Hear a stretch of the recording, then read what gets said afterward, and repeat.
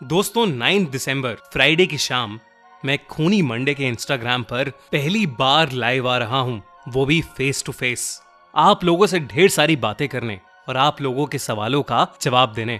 तो अपने सवाल जल्दी से रेडी करो और खूनी मंडे के इंस्टाग्राम पेज को अभी फॉलो करो। Link in the description and pin comment. भेड़िया। एरिक 15 साल का एक लड़का था। उसकी मां की 2 साल पहले ही एक कार एक्सीडेंट में डेथ हुई थी। उनके गुजरने के बाद एरिक बहुत मायूस हो गया था। एरिक के डैड की नाइट शिफ्ट होने की वजह से वो उसके साथ ज्यादा वक्त नहीं गुजार पाते थे। एरिक ने धीरे धीरे अपने दोस्तों से भी बात करना बंद कर दिया था। एरिक अपनी क्लास में अकेला बैठकर बस अपनी किताब में ड्राइंग्स बनाता रहता था। पर एक दिन एरिक के साथ कुछ ऐसा हुआ जिसने उसकी जिंदगी बदल दी। उस दिन एरिक की क्लास में एक नया स्टूडेंट माइकल एडमिट हुआ था। माइकल दिखने में एक बहुत ही शर्मीला सा लड़का था। उसके ब्राउन बाल उसके पूरे माथे को ढके हुए थे और उसकी नीली आंखें उसके बालों के बीच से चमक रही थीं। माइकल की इंट्रोडक्शन के बाद वो एरिक के साथ आकर बैठ गया। माइकल एरिक से बात करने की कोशिश करने लगा, पर एरिक किसी से बात नहीं करता था। वो माइकल को इग्नोर करके अपना सर झुकाकर अपनी किताब में ड्राइंग बनाने लगा। थोड़ी देर में स्कूल खत्म होने की घंटी बजी और सभी बच्चे अपने अपने घर जाने लगे। एरिक भी अपनी साइकिल पर स्कूल से बाहर निकला कि तभी उसने देखा स्कूल गेट के बाहर कुछ लड़के माइकल को बुली कर रहे थे। माइकल ने एरिक को देखते ही उसे मदद के लिए बुलाया, पर एरिक ने उस पर ध्यान नहीं दिया और अपनी साइकिल लेकर वहां से चला गया। लेकिन कुछ दूर पहुंचकर एरिक को बहुत बुरा लगने लगा।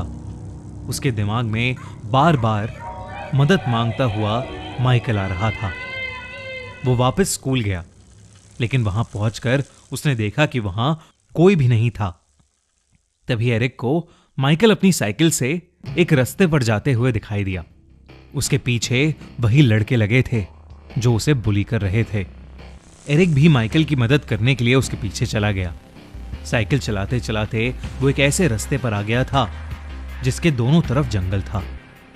एरिक को लगा कि शायद वो भटक चुका है और उसने वापस मुड़ने का सोचा।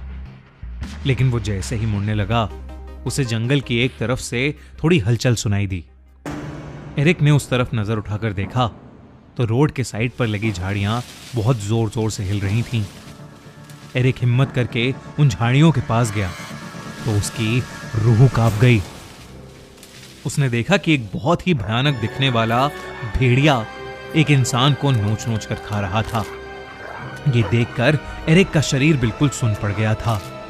उसने ध्यान से देखा तो वो शरीर जिसे वो भयानक भेड़िया चबा रहा था वो किसी और का नहीं बल्कि उसी लड़के का था जो स्कूल के बाहर माइकल को बुली कर रहा था। एरिक धीरे धीरे पीछे जाने लगा कि तभी उसका पैर नीचे पड़ी एक सूखी टहनी पर जा लगा, जिससे एक जोर की आवाज हुई। उस आवाज को सुनते ही वो भेड़िया पीछे मुड़ा और सीधा एरिक के ऊपर झपट गया। एरिक अपना पूरा जोर लगाकर खुद को उस भेड़िए से बचाने की कोशिश कर रहा था कि तभी उस रोड पर से एक कार गुजरी और वो भेड़िया अचानक एरिक को छोड़कर जंगल की तरफ भाग गया।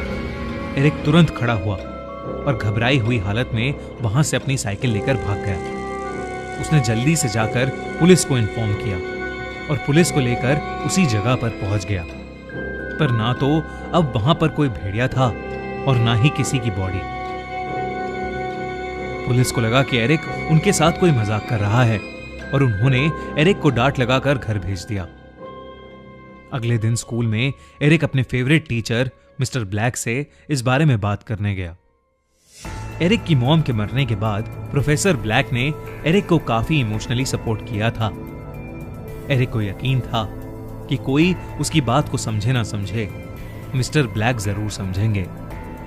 एरिक ने अपने साथ हुआ किस्सा उन्हें बताया और एरिक की बात सुनकर मिस्टर ब्लैक हैरान हो गए और उन्होंने अपने कमरे के दरवाजे को बंद किया और अपनी अलमारी में से एक पुरानी सी किताब निकाली। एरिक को कुछ भी समझ नहीं आ रहा था, पर फिर मिस्टर ब्लैक ने उस किताब को खोला और कहा कि उन्हें ऐसा लगता है कि एरिक ने जो कल देखा वो कोई मामूली भेड़िया नहीं था, बल्कि एक वेयरवुल्फ था। वेयरवुल्फ यानी ऐसे मिथिकल क्रीचर्स जो वैसे तो इंसानी रूप में रहते हैं, पर आपे से बाहर हो जाने पर या किसी चांदनी रात में एक भयानक भेड़िए में बदल जाते हैं। ये सुनते ही एरिक के दिमाग में सिर्फ एक ही बात चलने लगी। वो माइकल के पीछे उस रास्ते पर गया था और जो बच्चा कल मारा गया वो माइकल को ही बुली कर रहा था। ये सब सोचकर एरिक को लगने लगा कि माइकल एक वेयरवुल्फ है और उसी ने कल उस पर हमला किया था। उस दिन के बाद से लगभग हर दिन लोगों के लापता होने की खबर आने लगी। एक दिन मिस्टर ब्लैक ने एरिक से कहा कि उन्हें उस भेड़िए को मारना होगा। मिस्टर ब्लैक ने कहा कि एरिक का सामना उस भेड़िए से पहले हो चुका है, इसलिए वो भेड़िया एरिक का शिकार करने जरूर आएगा और इससे पहले वो आए एरिक को उसे ही मार देना चाहिए। स्कूल के बाद एरिक मिस्टर ब्लैक के साथ उनके घर चला गया। मिस्टर ब्लैक ने उसे पीने के लिए कॉफी दी, लेकिन उस कॉफी को पीते ही एरिक को चक्कर आने लगे और उसे सब धुंधला धुंधला दिखने लगा। उसने देखा कि मिस्टर ब्लैक अपने बेडरूम की तरफ जा रहे हैं। बाहर बहुत रात हो चुकी थी और चांद भी नजर आने लगा था। एरिक बेहोशी की हालत में यह सब देख ही रहा था कि अचानक से एरिक को मिस्टर ब्लैक के बेडरूम से एक जोर की आवाज आई। एरिक तुरंत उठकर बेहोशी की हालत में उनके कमरे के दरवाजे पर गया। दरवाजा अंदर से लॉक था।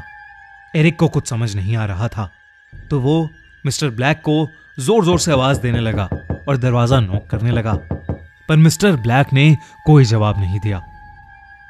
एरिक को अंदर से किसी भेड़िए की गुहार करने की आवाज आ रही थी। एरिक ने कीहोल से जैसे ही कमरे के अंदर झांका तो उसके होश ही उड़ गए। एरिक की आंखों के सामने मिस्टर ब्लैक की रीढ़ की हड्डी गोल हो गई और उनके पूरे शरीर पर बड़े बड़े बाल उगने लगे। उनका मुंह लंबा होने लगा और दांत एक जानवर जैसे बड़े हो गए। कुछ ही सेकंड्स में मिस्टर ब्लैक उस खूंखार भेड़िए में बदल चुके थे। एरिक समझ गया था कि वो वेयरवुल्फ माइकल नहीं बल्कि मिस्टर ब्लैक ही थे, पर इससे पहले कि वो कुछ कर पाता, मिस्टर ब्लैक ने दरवाजा तोड़ते हुए एरिक पर हमला किया। वो एरिक को नोचने लगे और एरिक दर्द में अपना हाथ इधर उधर मार रहा था कि तभी उसके हाथ में मिस्टर ब्लैक का लाइटर आ गया। एरिक ने जैसे ही वो लाइटर जलाया वो भेड़िया पीछे हट गया। एरिक ने आसपास की सारी चीजों को जलाना शुरू कर दिया। आग के डर से वो भेड़िया वहां से भाग गया। जब पुलिस मिस्टर ब्लैक के घर पहुंची तो उन्हें दिखा कि मिस्टर ब्लैक का घर जला पड़ा है और एरिक एक कोने में बेहोश पड़ा है। एरिक को जब होश आया तो उसने पुलिस को सब कुछ बताया, लेकिन उस दिन से मिस्टर ब्लैक भी गुमशुदा लोगों की लिस्ट में शामिल हो गए थे। पुलिस को भी अपनी इन्वेस्टिगेशन में कुछ नहीं मिला। उन्हें एरिक की कहानी पर यकीन तो नहीं था, लेकिन उस दिन के बाद से शहर का कोई भी इंसान गायब नहीं हुआ। एरिक उस दिन बाल बाल बच गया, लेकिन अपने साथ हुआ वो भयानक एक्सपीरियंस वो शायद कभी नहीं भूलेगा।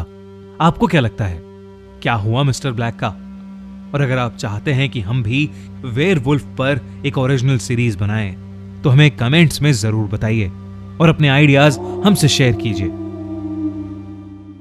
हमारी अगले हफ्ते की कहानी भूत कोला कंटारा स्पेशल स्पॉटिफाई पर ऑलरेडी लाइव है, तो डिस्क्रिप्शन में दी गई लिंक पर क्लिक करिए और जल्दी से उसे सुनिए।